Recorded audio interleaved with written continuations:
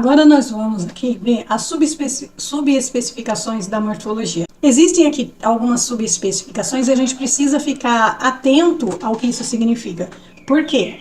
Quando a gente vai estudar lá a flexão das palavras nos substantivos, nos adjetivos, muitas vezes a gente se enrosca porque a gente não entende essas partes morfológicas aqui. Então vamos lá. A morfologia flexional, ela estuda as flexões das palavras. E aí a gente consegue observar flexão de número, que é singular e plural. Por exemplo, porta, portas, luz, luzes, pincel, pincéis. Na língua portuguesa, o S, o ES e o IS são as nossas marcações de plural. E também tem as flexões dos verbos, que é um paradigma ou modelo, né? O paradigma significa modelo, bastante regular de sufixos para indicar noções de modo.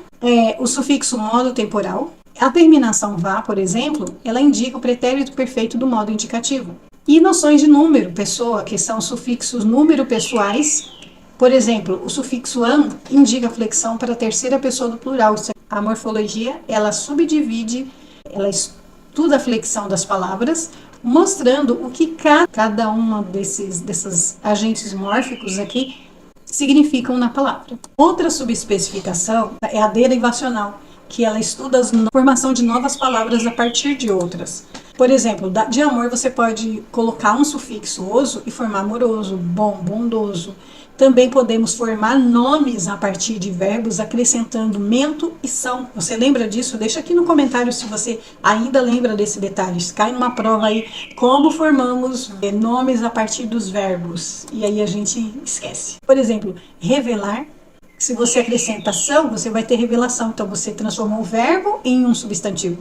Aparecer, aparecimento, se formou colocou mento e transformou o verbo em um substantivo. Você mudou o significado da palavra a partir da alteração do sufixo mente e são. Também dá para fazer isso para formar advérbios a partir de adjetivos utilizando o morfema mente. Feliz, felizmente, possível, possivelmente e assim por diante.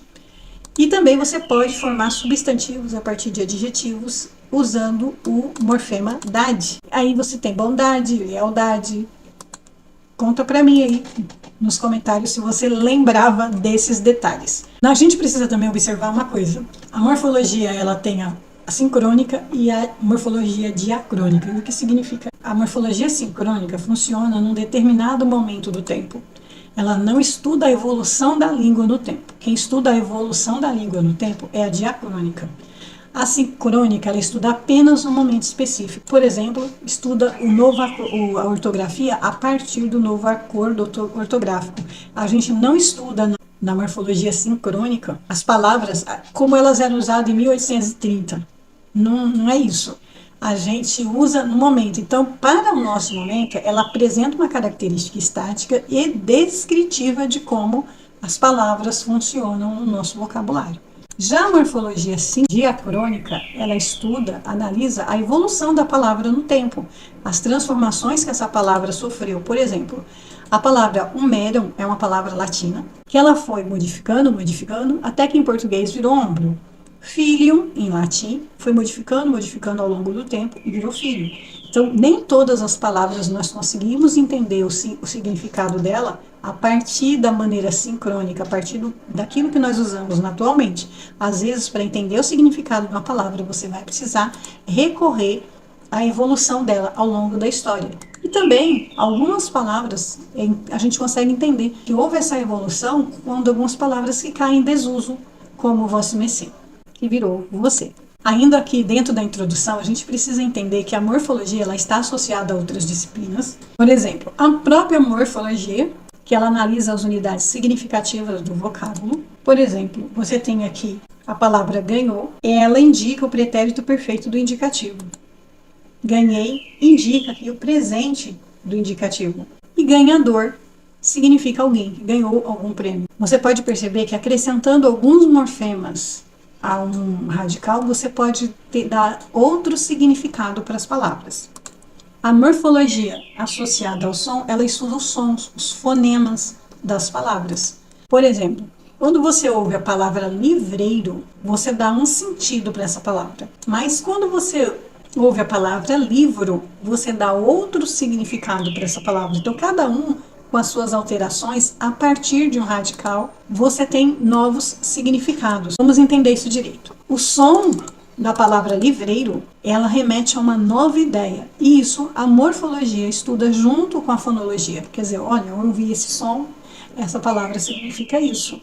Um outro exemplo também é a palavra amamos. Você percebe que o som fica nasalado. E por que isso acontece? Porque é tônico e também porque ela está logo antes da consoante nasal, que inicia a forma mos. Então, amamos. A fonologia também está associada à sintaxe, porque ela mostra como as palavras se associam para formar uma frase. E a morfologia também faz parte disso, dessa construção. Afinal de contas, cada uma desses segmentos mínimos aqui, ela tem um significado na morfologia. Aqui ela associa, e a sintaxe ela faz isso, né? Ela associa o sujeito ao verbo, ao artigo, ao substantivo. Então ela faz aquela formulazinha sujeito, verbo, complemento. E a morfologia, ela estuda de que forma tudo isso se associa. A morfologia, a própria morfologia.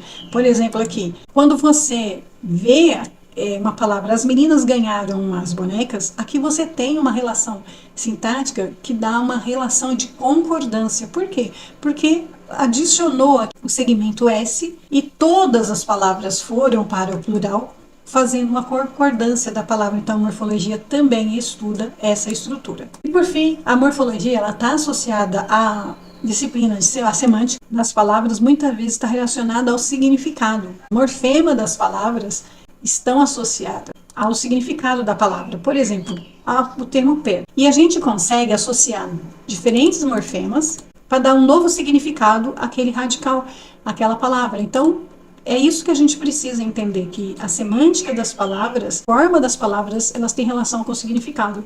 Quando você diz pedra, é diferente de Pedro, que é diferente de pedrinha, de pedraria e de pedreiro. Então, são palavras que, a forma que elas foram escritas, ganharam um novo significado. Então, a morfologia está também associada à disciplina de semântica. Bom, espero que esse vídeo esteja ajudando você aqui em compreender a importância do estudo da morfologia e pontos que são fundamentais e são necessários para a nossa compreensão do estudo. Então, vamos agora finalizar aqui esse último tópico da introdução, que é como você deve proceder para estudar morfologia. Primeiro, é importante observar a estrutura das palavras. E para quê? Para identificar os morfemas e compreender como elas contribuem com o seu significado. Dá uma olhada. Se você analisa a palavra infelizmente, qual é a estrutura dessa palavra? O que eu vou observar? Quem que contribuiu aqui para formar essa palavra? Aí, quando você separa os morfemas, você tem aqui o in, que indica a negação, o feliz, que indica a emoção de felicidade, e mente, que indica o modo. E aí, você pega aqui, junta tudo e forma uma nova palavra, dando para ela um novo significado. Aqui, no caso, está negando a felicidade, certo? E é o modo como uma situação ou uma pessoa se sente. Ficou claro aqui? Deixe o seu comentário abaixo.